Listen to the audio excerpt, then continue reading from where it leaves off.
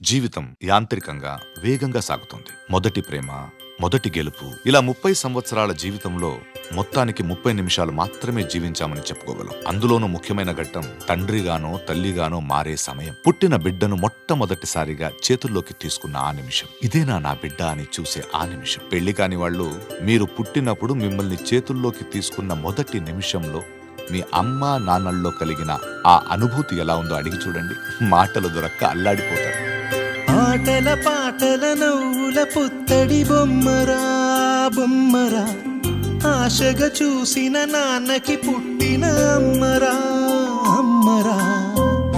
మేఘాల పల్లకి తెప్పిస్తా, లోకాన్ని కొత్తగా చూపిస్తా, వెన్నెలే తనపై కురిపిస్తా, చల్లని హాయి నందిస్తా.